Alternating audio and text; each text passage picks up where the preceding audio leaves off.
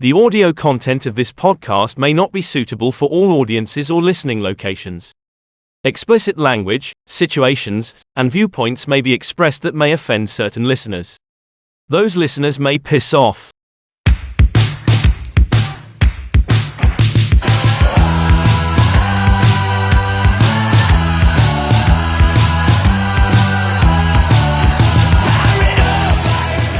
Hello everyone, it is I, the Fatman Farmer. We have no wee wild woman today because it is going to be a short one.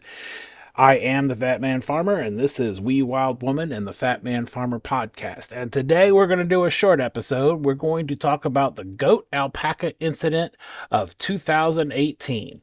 So back in 2015, we bought our farm, and I always reference the Goat-Alpaca Incident from 2018 of why I am personally no longer allowed to procure, buy, transport, or bring any new animals to the farm. So enjoy the story, and hopefully you guys will learn something. Back in December 21st, 2015, we bought our forever home, the property we're at now. We bought 32 acres, and as you can see, it was winter. So we started immediately tearing apart the house, new floors, new custom furniture for Wee, that's her above bunk bed that she no longer uses, and we immediately started getting animals starting February 2016. We did not learn our lesson. Oh, and look, here's another week later, we got some more goats, and then another lamb, and then just a couple months later, we got Hay and Tango, 2 llamas. And then, while we were there, we bought Scarlett Mohanson and her 2 daughters. She's a fainting goat, and they were registered. So they grew up here in the spring, and then come a little bit later this fall, we got the 3 amigos. And the 3 amigos came from a farm that needed more space. The 3 amigos were kind of in quarantine for a while, and they hung out together, so they exited and ate by themselves away from the rest of the herd. Now, then we finally merged everybody together in midsummer, and for the most part, everybody get along. We're up to about 20 or so goats at this point. We also have some chickens and some ducks and some rabbits and a couple of dogs, horse. So we're just getting started in all this, and this is now in 2017. So we're just really getting into it and learning our land, going through some seasons. Kind of stressful because we have so many animals at this point, but at this point we haven't really paid for a whole lot of them. It was all that it's free or we need to rehome. So nothing is ever free. We'll get into that a little bit later. One of my animal rights friends is very into animal homes and veganism and whatnot, and she said a friend of hers had an animal sanctuary rescue that she was having to close because of health reasons, and they had this goat. She knew we had goats, and this was a beautiful goat. His name was Leonidas. He came and was a pure Oberhausley. They found him on the streets of Indianapolis and didn't really know what he was. We were just getting into things, and we know exactly what he was. He was a pure Oberhausley buck, and he was magnificent. Those horns on his head ended up getting almost 3 feet across when he was fully grown. But if you notice in the picture, if you're watching along and not on the podcast, there's an alpaca in the background. Let's go into that a little bit more. Talking to this the animal rescue, we learned that she had a bunch of alpacas and they needed to go too. We were just getting into fiber and wool and things like this with a couple of sheep we had. We had a Pygora goat, and we really didn't know much about alpacas, but there was 8 of them and the price was right and they would deliver. So that's free 8 alpacas, and we were thinking we were set. We were thinking wrong. More details. Stay tuned. We learned that the alpacas really liked pools and baths and to keep cool. We learned that they needed to be shorn, that they needed to have their feet trimmed, that there is a special process to shearing them and trimming their hooves, and they are not the most agreeable animals. You would think an alpaca is, soft and cuddly and likes people. These things hate everybody and everything, and they spit right in your face. And if you have a beard, they spit in your beard, and we're talking nasty, not like, just a regular loogie. We're talking baby tar meconium poop, sticky, nasty, rotting grass smell. The most foul thing that could come out of an animal would be alpaca spit, especially if you get it in your face.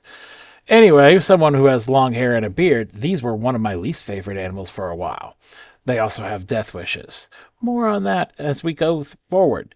For the most part, we and Boss Lady really liked the alpacas. They were somewhat friendly with them. They didn't like me. But, as part of the alpaca deal, we needed to get some additional animals. They had extra goats. This guy was one of Leonidas's kids, we think. But they were all supposed to be fixed. Here we are, we's feeding some of them as they come up. Here we are, we's feeding some of them as they come up. And as part of the package, we got this guy, Gandalf. Gandalf was the start of all of my nightmares. He looks all cute, doesn't he? Look at him. He just looks like he's just the spawn of Satan. Gandalf is pure evil. Gandalf went through multiple chain link gates, went through barbed wire fences, went through woven fences, jumped fences, took out posts, took out siding on barn, took out tube gates. He was the most destructive, nasty little thing, and we kept questioning what was going on because they all had nut sacks hanging down, and we kept getting reassured from this animal rescue, oh, no, the vet came and fixed them. They're not fixed. Well, they sure are humping everything and everybody, so are you sure? Oh, we're 100% sure. That woman was a liar, because not only did we get Gandalf, but we got this guy. I think that was a girl. One of these was a girl and a guy. We got this guy. These were all free. Oh, and they came with a little pig buddy. But that little pig buddy really wasn't one pig. It ended up being 4 pigs. And those little pigs like to get out. Up until this point, we only had American guinea hogs who did not get out. So, all of these boy goats who had big, long, hanging nut sacks who supposedly was fixed, was not fixed. Because as we started to realize things, this woman did not have an ounce of truth in her body. It was get rid of the animals as fast as possible, because this goat was Ivory, and she was pregnant, and that is Pepe. And then we had another goat. Oh, look, that one had a baby too. And what are we looking at here? Pretty soon, we have a lot of goats. Here we are in December-ish, winter 2017. So our 20-ish goats, maybe, started to blow up. There's some goats. Oh, and guess what? There's some more goats. And what is the gift that keeps on giving? More goats who are not the brightest in the pack. And more goats. They just kept coming. And they kept having babies. And more babies. Here we are in 2018 with babies. And more babies. And more babies. And guess what? More babies. Some of the babies we ended up bonding with. This was Anna. She went to another farm as part of their management program for brush. This is Zoe. She is my bane of my existence. And here we are, more baby goats. So our little goat herd of 20 quickly went really fast, really big. This is Zoe again. She's stuck around and is still here. She's never going to die. So what we ended up doing was loading up a lot of these goats. We don't have pictures because at this point, I'm fed up with goats. I hate goats. We went from 20-ish goats to close to 50 goats in 1 year. They ate 5,000 trees that we and I planted. They ate every mulberry, every berry bush, everything that we held dear. All of my apple trees they girdled and killed. They were the nemesis that would not stop, and I brought it on myself because I just wanted those free goats, and oh, look, there's free animals. Here's the lesson you learn. Free is not always free. Free costed us thousands of dollars and years of work because I wanted to get some free animals because, hey, let's go help them out. Yeah, we're not ever doing that again, and this is why the rule is in place. And it has been held since 2018 that I am not authorized to bring home or negotiate for any animals. I must get prior authorization, which includes either Wee Wild Woman authorizing it because she wants it and she will agree to take care of it, or B, the boss lady decides that she wants to have this and she needs another pet, or she wants to do breeding. Because when I said no more goats with working active testicles will ever be on this farm again, guess what? Who brought home a goat with active working testicles? And guess who had more goats? She did. So that wasn't on me. Anyway, so the Goat-Alpaca Incident is from so many things that we did wrong, and hopefully nobody else will do the same things. But we took in a lot of animals that we didn't know enough about. Alpacas, goats, we kind of knew some about goats, but not enough. Not for going from what we had to what we went to. When you have a lot of goats, it's hard to unload them. You can take them to the sale barn, but then again, I'd never done that, so that was intimidating, and it's not so intimidating anymore. So we ended up just putting them out there on Craigslist, ended up selling them to a not the best person. Had going back in hindsight, I would have not done it. I thought he was responding as someone else. This individual showed up and took a lot of them all at once, which I was very grateful.